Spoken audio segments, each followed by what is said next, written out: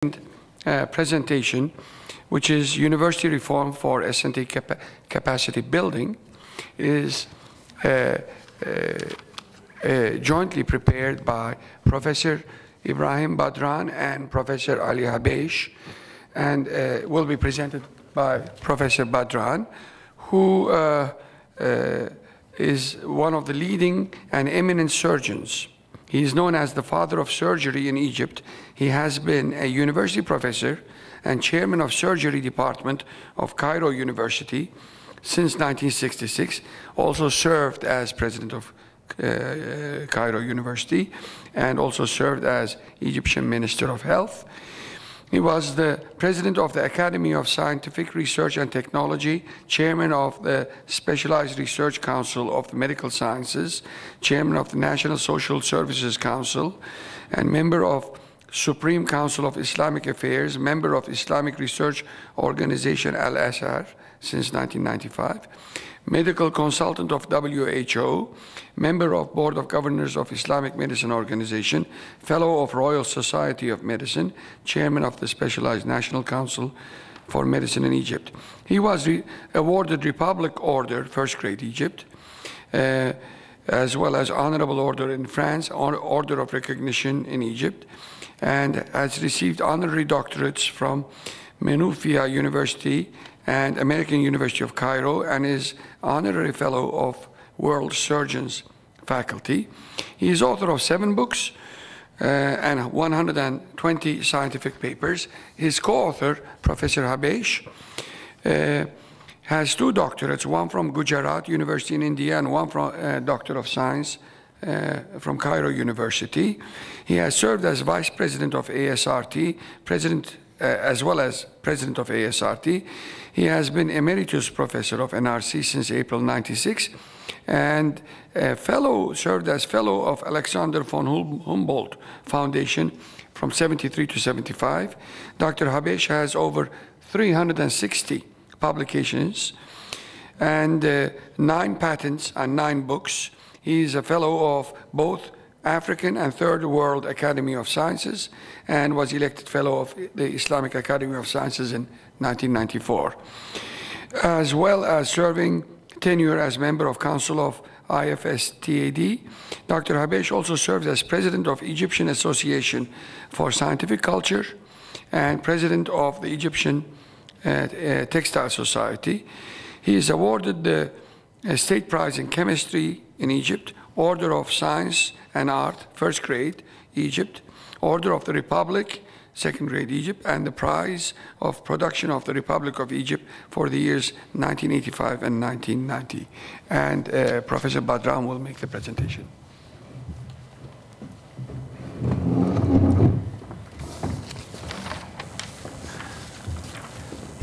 بسم الله الرحمن الرحيم وأحمد الله حمد الشاكرين وأصلي وأسلم على سيد المرسلين.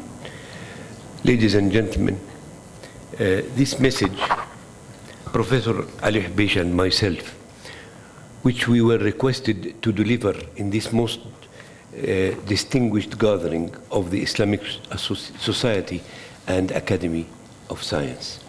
The target of this expose was to express the meaning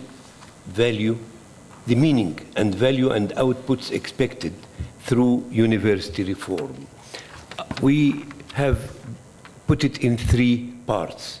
Part 1 as introduction and the evolution and development of science, the issue of influx and massification of university education, the risks of overburden, modalities to sustain progress, and finally the challenges with globalization.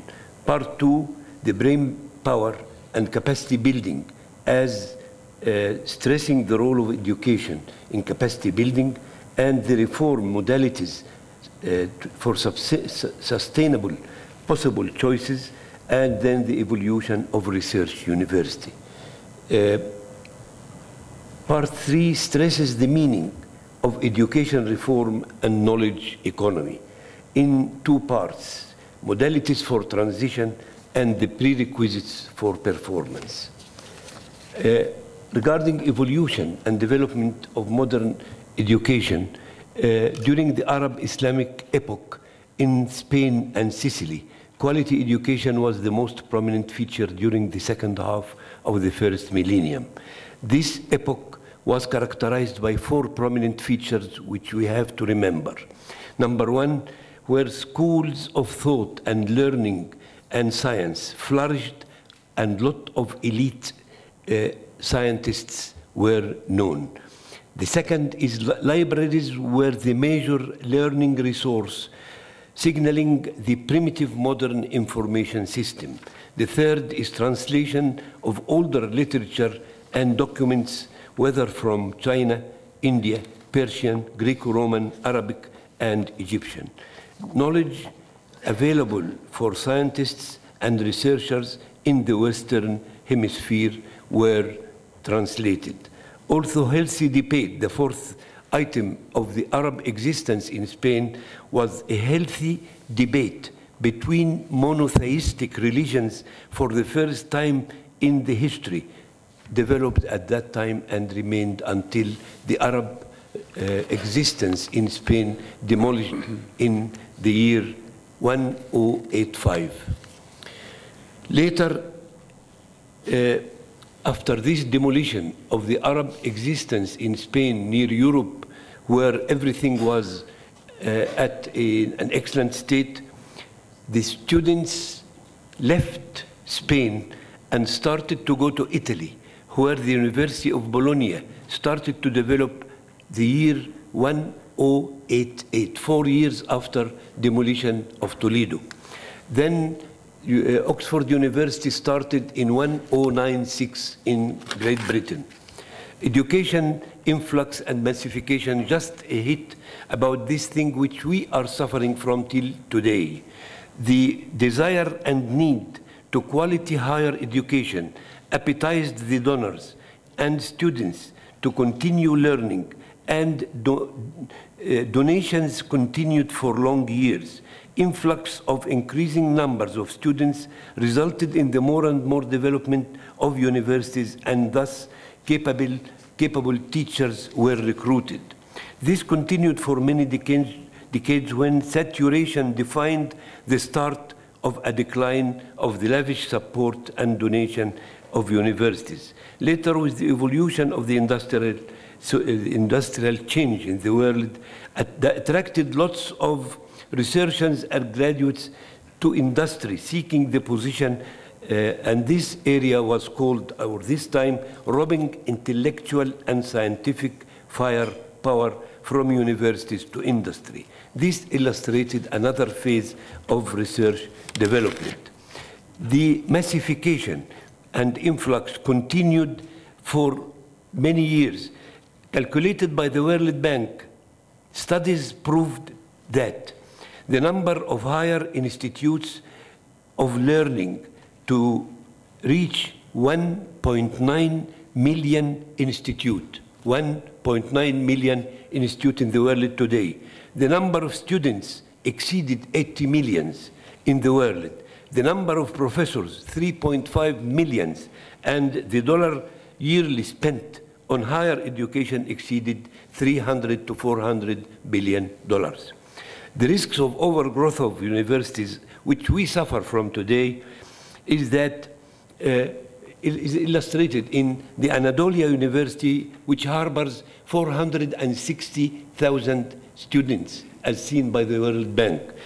Cairo University and Bologna University today harbor more than 200,000 students today. This is a burden, especially on a developing country like us. Mexico and Cairo and Bologna were very highly laden with students. Facing the risks through limiting student capacity between 10 and 20,000 at maximum. Large numbers of students can benefit through measurable standards when we resort to digital electronic education. But it lacks the contact with the teacher instruction and the lacking of researcher faculty of the professors and lack of hand-on training. Graduating universities at two levels, This picture is illustrated in university systems in United States. There are the liberal education for masses to graduate useful citizens that can earn their living somehow. The other is elite education for the over-ables seeking distinction and excellence and considered a national asset. Modalities to sustain university progress. Added values and morals were explored after World War II to sustain university progress. Excellence in higher education, if combines with the talent of innovation and research, is to be considered the prime mover of industrial development. Resort to digital administrative reform fosters progress through favoring better control mechanisms, conforming with world pace of progress, and abiding with world-class and standards of ethics. Diversifying financial resources, fostering relations with local government and private sectors added to the power of continuing improvement. Inviting private enterprise to invest in education, and nowadays modern universities can be hosted in an advanced industrial set, or a university can host a major industrial research institute. This relation sustains mutual exchange of benefits between the two authorities. Today's challenge with globalization. The target of education with globalization changed from brain power development alone to become an agent of change in society, producing an added social economic value, benefiting technical progress and competing with world standards. This was achieved through, at time of globalization, a citizen is not to be considered a local product for local consumption only, but he is to be valued as a universally active ingredient able to entertain the world standards and become an economically added value. Number two, it helps to graduate a global citizen able to deal with global new environment, keeping his own cultural and belief identity. Also, conforming with the world standards of knowledge and skills, and have the ability to adapt to global environment working everywhere. The cost of modern education is rather too expensive for citizens of the third world. Hence, a development gap had been expected. This must culminate in socio-economic and political unrest. Consequently also, violence, poverty, unemployment, epidemics should be expected, and this should be peacefully treated. In part two, we jumped to brain power in capacity building. Brain power is expressed in its perceptive and creative capacity that is enforced through education excellence, of which empowers brain faculties and in turn boosts economy. It is known now that prime mover to excellence is achieved through quality higher education. Secondary postgraduate education is an added value, and postdoctoral continuing programs conforming with and abiding to the advancing global standards of capacity building is a favorable output. Science and technology education should be humanized in a mixture of soft to protective sciences, ethics, law, sociology, economics, and management. Then the system of modern education should keep kindling the spirit of inquisitiveness, search and research for innovative and competitiveness. All these facts excited the search for a new formula, which is called today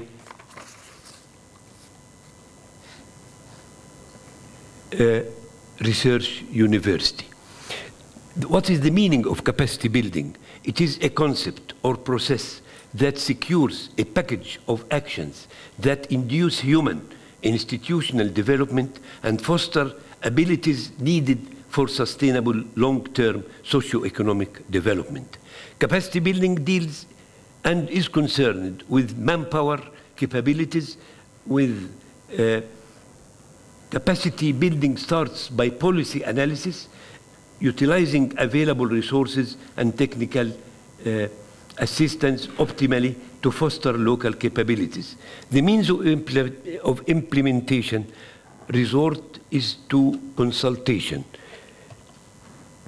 of a participant with commitment to induce a transform without resort to repeat past failures in chosen top priorities.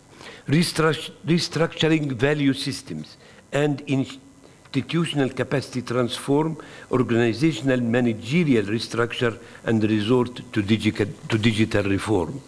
But the obstructive difficulties for capacity building are illustrated in 4 things: political and economic obstacles, functional and structural disconnect, crisis in education, and risk of dependence on doubtful resources.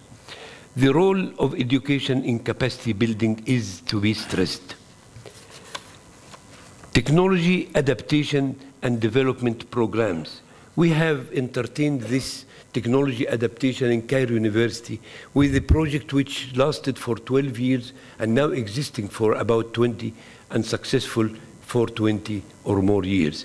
It implicated about 200 agencies of the government and implicated at least 10 universities at a time. This is achieved through specific moves, this technology adaptation, securing technology industrial debate, provision of faculties needed for training and research in fields of production, mutual interaction, creating centers of excellence, practicing new experiences in re-engineering, technology transfer, negotiation technology, repacking methods and marketing techniques, and also mastering prioritization for training. Development of centers of excellence, again, is a point which is imperative in the reform of universities as reflected to the institution. Definition of a center of excellence. It is the art of initiating a plant or a focus through utilizing the available capacity of performance, strengthening the needs for priority areas in a world-class pattern, targeting participation and perfection models in working power, securing the needed faculties for training processes, matching with the best qualities, inviting world-class specialists or expatriates to act. And we had a project in our Academy of Science which is called Tokten, where we used about 400 Egyptian expatriates in different sectors of activity. It may concentrate on local or regional problems, or may be concerned with frontier or spearhead sciences. Now we go to choices of university reform. We have physical reform, we have instructional reform in different aspects. In the systems, liberal, specialized or research institutes, in the philosophy, mass production or elite specialization, political or theological orientation, as seen in the Azhar University or the Catholic University in New York. Orientation of education, whether dictative or deductive or digital or virtual. Specific concentration in research university. Research university is a model which developed in the United States because after World War II, a bill to open doors for veterans returning, and after 10 years it was evaluated with the result that university education has no impact on society. So at the same time, Russians reached the outer space. Kennedy came and put the challenge to educators to redefine a new system of education which can return the supremacy to the United States of America.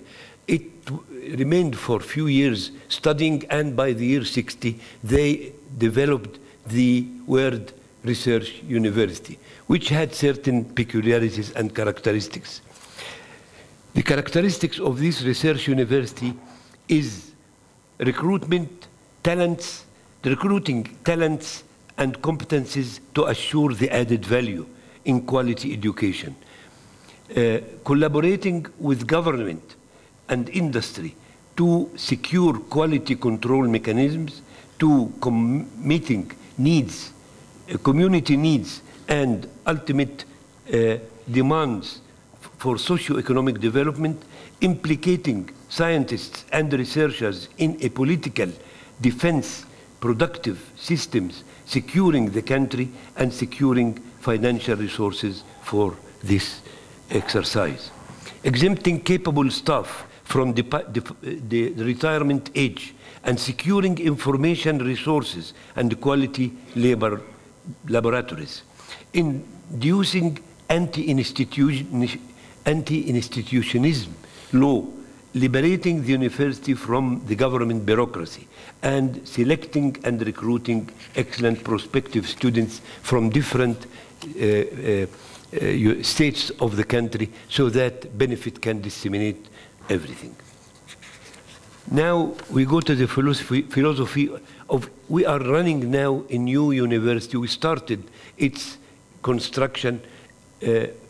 I'll just give you a little idea about its component.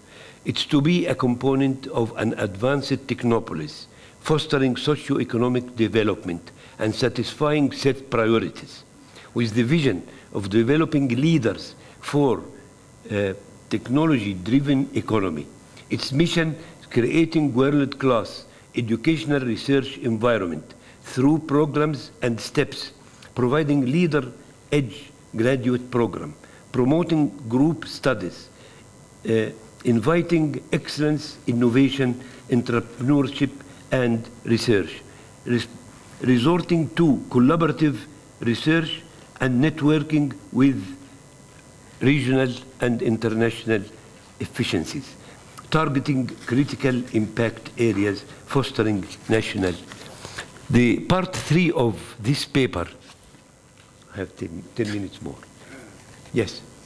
No, 10, because we spent in the description 7 minutes. Transition, education reform for knowledge economy. The transition starts through focusing essentially on policy options, education, information, infrastructure, innovative systems.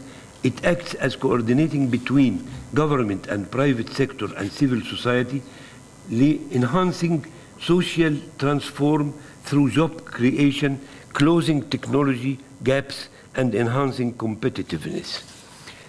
Making the transition through knowledge acquisition and reform and flexibility of education systems, and an enabling environment to essential not only quality higher education, but providing opportunities for lifelong change.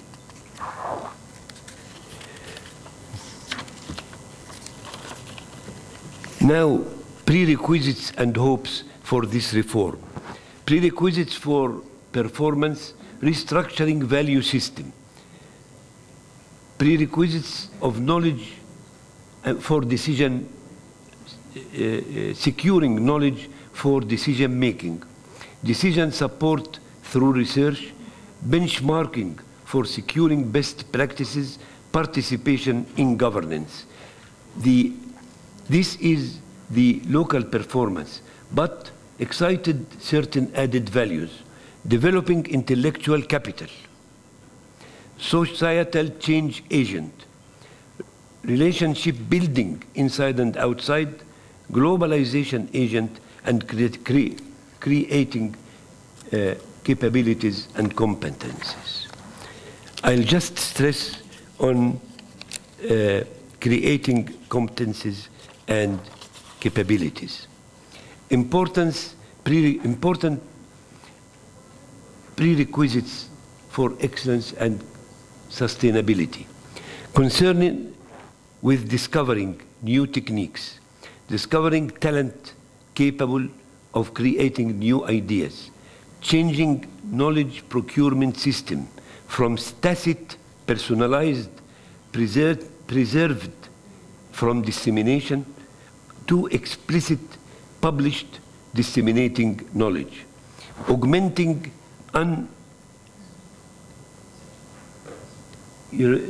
benefits, leadership development. Universities should be concerned to resort to proactive schemes to develop science and technology leaders, managerial talents and skills, entailing concentrating on basic package, including ethics, laws, managerial, financial techniques, and planning faculties, building qualities and capabilities of leaders, to have strategic vision, to build and foster the infrastructure, explore the means of funding, to be